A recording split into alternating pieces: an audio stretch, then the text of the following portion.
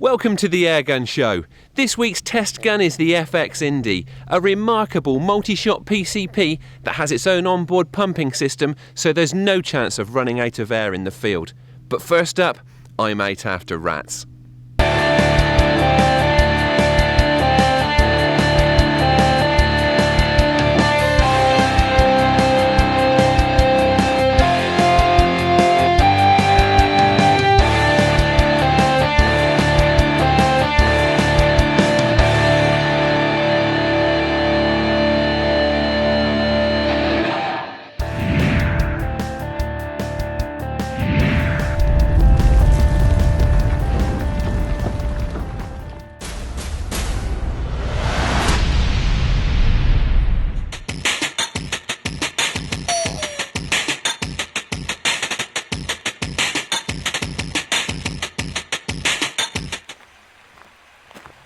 Right, we're back on the trout farm this evening where we had a couple of busy ratting sessions last winter. Now I don't expect there to be quite so many rats about now as when the weather's really cold, but that makes it a really good time to get here, clamp down on the few resident rats that have been around through the summer and autumn and hammer the numbers right down before that winter influx arrives. Because I'm expecting it to be quite tricky, I'm not using the lamp tonight, I'm going to be using night vision gear, so I'm going to get a couple of baits out now, hopefully draw out one or two rats, pick those off as the light fades.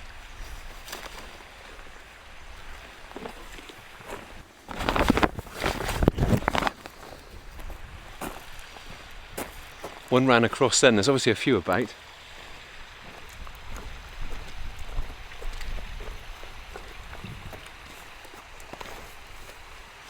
Now we've been told that what few rats are about are around the fire site here. Because of this big heap of scalpings, I can't get clear shots at that. So I'm going to put down a couple of really smelly baits, which I hope will draw them out. Now we know from past experience that the rats here, they're well onto the trout pellets. A lot gets spilt when the trout are getting fed, so they've cottoned onto that and they recognise that food source.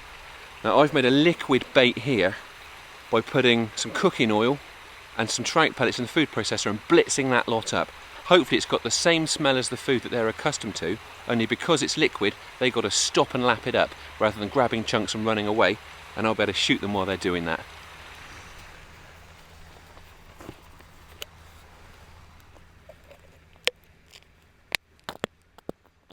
It may not look very appetising to you and me, but I'm hoping that these smelly heaps will prove irresistible to the ratty diners. Well, I'm going to head back to where I'll be sitting before I put any more bait spots out, because I want to make sure that I can see them very clearly when I'm dug in there and the rats are coming out. It's no good putting bait spots out if you can't get a clear shot at them. A very handy thing about shooting from a static position is the fact that you can pace out the distance to your baits and know exactly what ranges you're shooting over when the rats venture out, assuming that all goes to plan.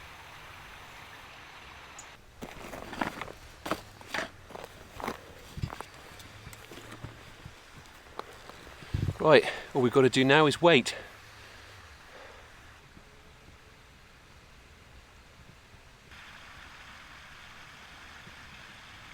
And it's more of a wait than I'd expected.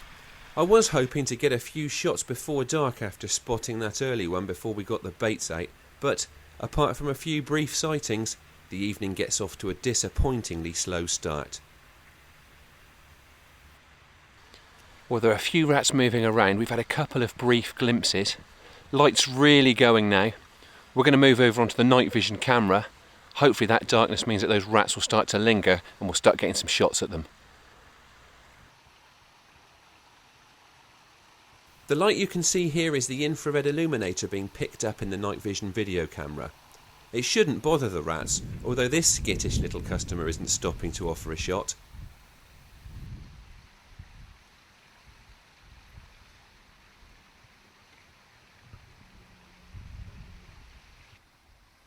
Well, that one wouldn't keep still for long enough for me to get a bead on it, and it actually came scuttling right towards us, and I think went right on past. I was certainly glad to have my trousers tucked in my boots then.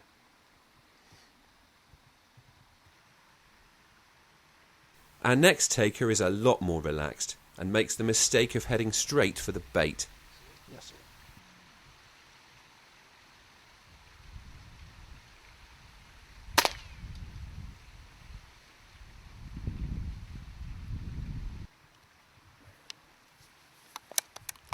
That was more like it. That one was right on the bait. Certainly good to see that it's working.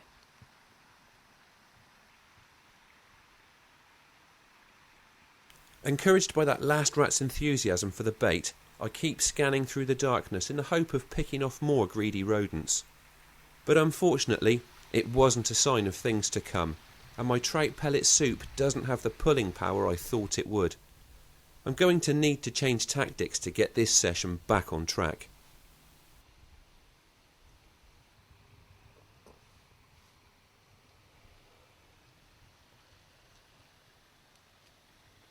Well, we've given this area a fair chance, but I think I'm going to have to be satisfied with just the one from here. We've seen a few others moving. They've been quite fidgety, and to be honest with you, they seem to be making a beeline across to the ponds where they're no doubt feeding on all those spilt pellets. Simple fact is that they're just spoilt for choice here, and I don't think my offerings are substantial enough to hold them still. So we'll move on and see if we can't pick off one or two over there.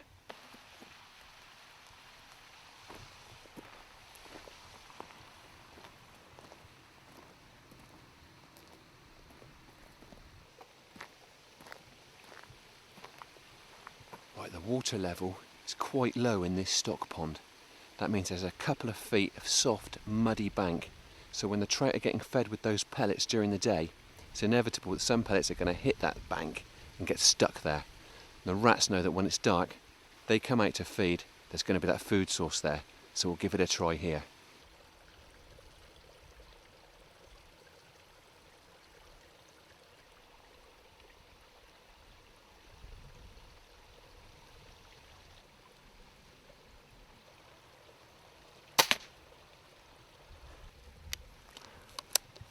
Managed to clean miss that one.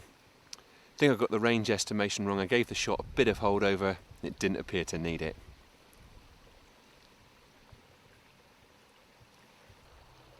Fortunately, I soon get a chance to redeem myself for that fluffed shot.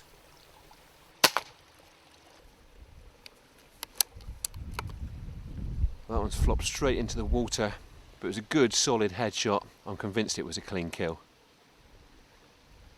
There are a few rats moving around this pond now. I just need them to keep still for me so I can get lined up for a clear shot.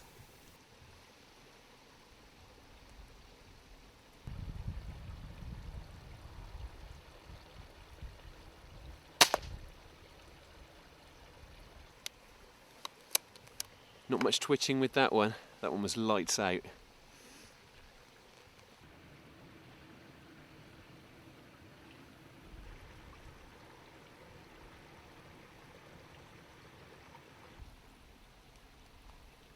It's gone quiet here now. I reckon they've wised up to us. But Nicky reckons he's noticed a couple scuttling across the track just a bit further down. So I'm going to try putting a fistful of pellets out there and see if we can't stop them with those.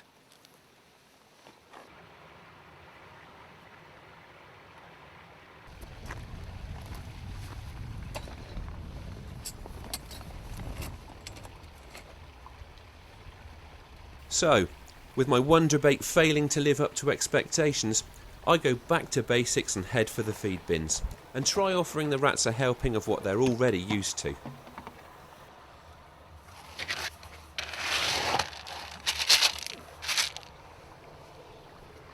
I'm using piles of the fishy pellets to stop the rats that are scuttling back and forth across the track to travel between their nests and the stock ponds.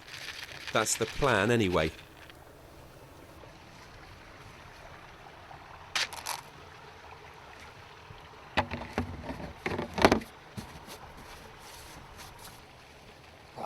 Couple of heaps of pellets close to where Nicky saw those rats moving.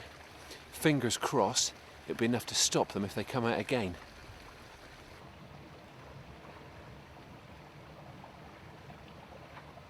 The ruse works surprisingly quickly, and a scavenging rat soon creeps out for a munch.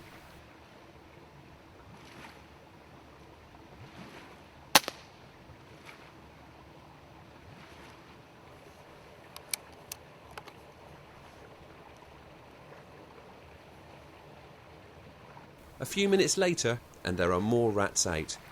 The pellets aren't the best ratting bait when it comes to keeping rodents still, but there's usually one that's stupid and greedy enough to hang around.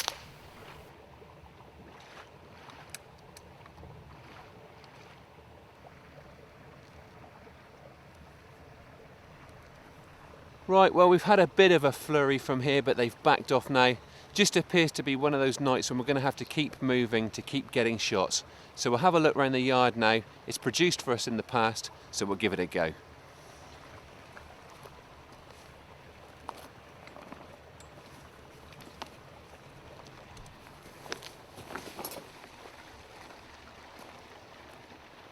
Even in these days of high-tech night vision gear, you can't beat a traditional torch for finding your way around in the dark.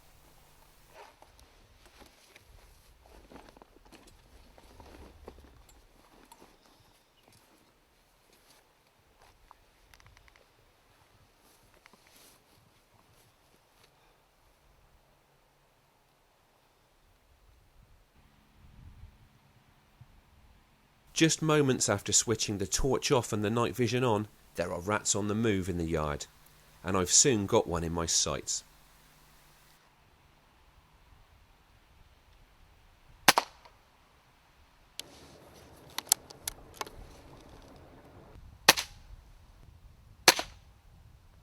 This is busy shooting. It seems like we started on the wrong bait and set up in the wrong place.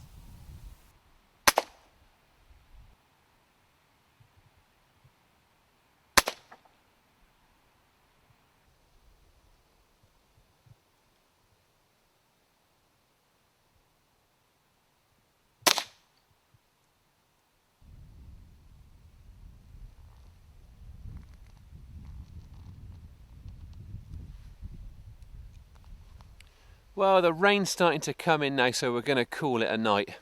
It's been quite a tricky session, hasn't gone to plan, and we've had to work quite hard for the rats that we have managed to shoot, but nonetheless, we've put together a reasonable sort of bag. But the weather's beaten us now, so I'm going to pick up the ones I can get to and head for home.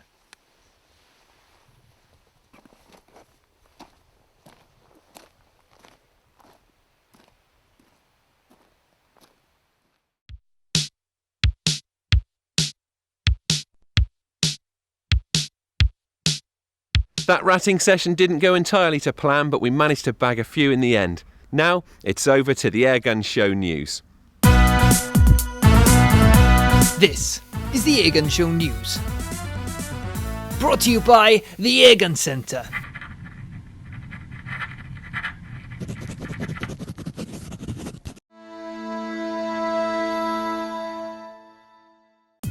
There's a brand new countryside event to add to the 2016 Game Fair calendar.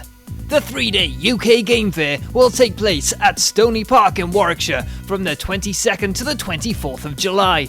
The new event is set to be a high-quality showcase of countryside sports including fishing, shooting, gamekeeping and gun dogs. A number of high-profile exhibitors and organisations are already said to be interested. We'll have more details as they emerge. The three main parties in the UK have all backed the shooting sports. The Conservatives, Lib Dems and Labour all welcomed Basque to their party conferences. DEFRA Minister Liz Truss attended Basque's rural reception to state the government's support of shooting, and more than 400 politicians tried Basque's shooting simulator throughout the conference season.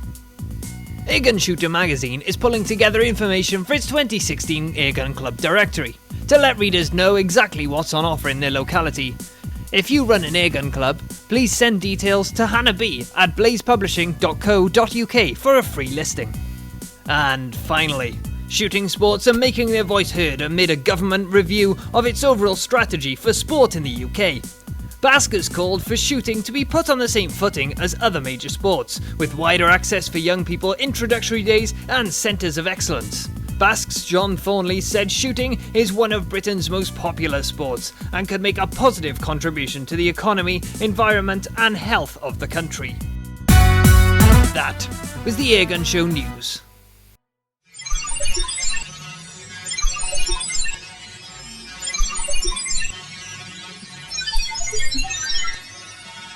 This week's test gun really is something very different. The FX Indy is a recoilless PCP, but it has a very clever integral pump system, so you don't need charging gear to top it up, and that means you'll never run out of air in the field. The pump lever is on the side of the gun. You push it all the way forwards, then draw it back again for each stroke. It's very smooth and doesn't take a lot of effort. And you can see how much air you're pumping in and how much you're getting through by keeping an eye on the clearly marked gauge on the side of the stock. The Indy has a small onboard air cylinder, so you don't have to keep pumping up between shots. The 177 caliber test gun returns around 10 shots at about 11 foot-pounds before the power starts to drop away. That said, I've managed to shoot my way through a whole 16-shot magazine without the pellet dropping more than about 5mm below zero at 30 metres. For optimum consistency, I've been topping back up to 200 bar every time air levels run down to about 150 bar. You can choose from 3 different power settings using the dial on the side of the action, and you obviously get more shots per fill on the lower settings. There's also a quick fill inlet at the rear of the stock, so you can connect a bottle. The Indy runs a 16-shot magazine, and there's a neat cutaway to store it securely inside the stock. Once it's loaded and in situ, cocking and loading is done via a very smooth side lever. It's a slick, fast system and worked without fail during our testing. The trigger is very good. The wide, gently curved blade gives excellent control of the 2-stage adjustable unit, and I did have to take advantage of that adjustment because the second stage felt quite heavy and deep straight from the box. However, it was very easy to tweak and I quickly had it feeling very crisp and predictable. There's a safety switch just below the side lever. It works perfectly well, but the markings are a little misleading. It's actually safe when you push it over to the F and ready to fire when it's on the S. But it does make sense if you look at the arrows. Measuring 84 centimetres from end to end and tipping the scales at about 4 kilos unscoped, the Indy is compact and manageable. It's also very well engineered and the metalwork is finished in a black anti-glare weatherproof coating. There's a long uninterrupted scope rail, and the chunky barrel shroud not only looks good but also helps to keep the muzzle blast pretty quiet. The composite stock has a soft touch finish which really improves grip. It looks great but also serves as a very functional handle. The drop down pistol grip makes for a comfy hold and also gives good trigger attack. And there's an adjustable cheek piece and recoil pad if you want to tweak gun fit. Plus there's an accessory rail at the front of the stock if you want to fit a bipod. The Indy boasts neat semi-bullpup styling, great balance and a very clever pump system. Let's see how it does at hitting the mark.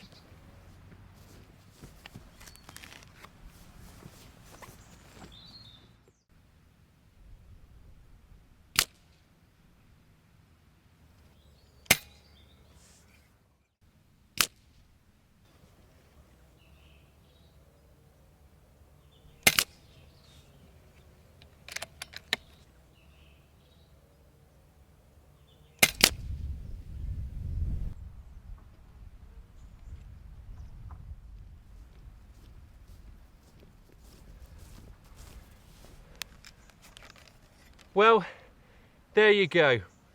The FX Smooth Twist barrel gave a great account of itself when we reviewed the Wildcat a while ago, and it's delivered the goods again. It's not the calmest conditions today, but at 25 metres, it's knocked out a group that you could cover with a 5p piece. The FX Indy is distributed in the UK by ASI and has an SRP of £1,364. At that price, it really isn't a cheap airgun, but it's very well made, very accurate, and features that neat pump system so you don't have the added expense of charging gear. I think it's a brilliant airgun, offering you the accuracy of a top-class PCP without the worry of ever running out of air.